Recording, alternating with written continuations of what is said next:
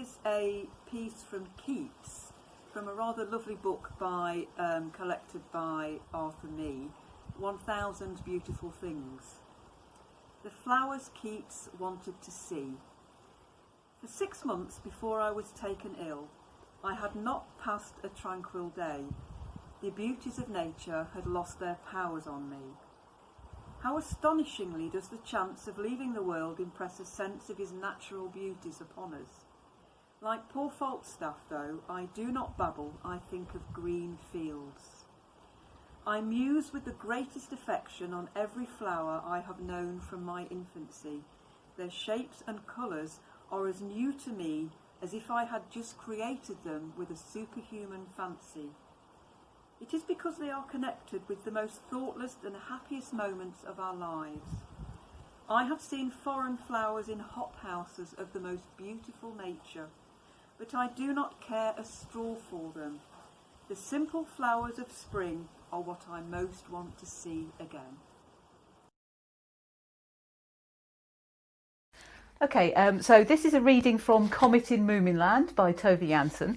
It's about Moomin Mama's garden and how she finds calm there even when it's beset by rowdy children. Moomin Troll and Sniff have been exploring down by the beach and they found oysters with pearls in them and a cave in which they've stored all the pearls, and they're now coming home again. It was late in the evening when Moomin Troll and Sniff got back to the blue house in the valley. The river flowed with hardly a ripple under the bridge, which showed up vividly in its new coat of paint, and Moomin Mama was arranging shells around the flower beds. "We've had supper," she said. "You'd better see what you can find in the larder, my dears." Moomin Troll was hopping with excitement. "We've been at least 100 miles from here," he said. "We followed a mysterious path, and I found something terribly valuable that begins with a P and ends with an L, but I can't tell you what it is because I'm bound by a swear.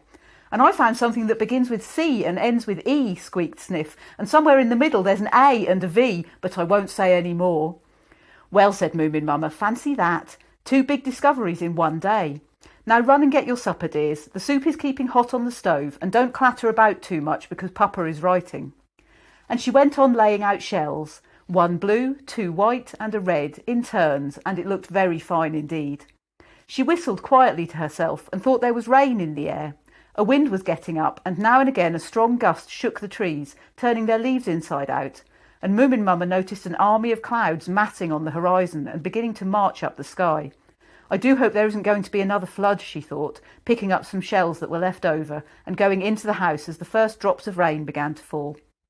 In the kitchen she found Moomin Troll and Sniff curled up together in a corner, tired out by their adventures. She spread a blanket over them and sat down by the window to darn Moomin Papa's socks. The rain was pattering on the roof and rustling outside, while far away it dripped into Sniff's cave. And deep in the forest the silk monkey crept farther down into her hollow tree and folded her tail around her neck to keep warm.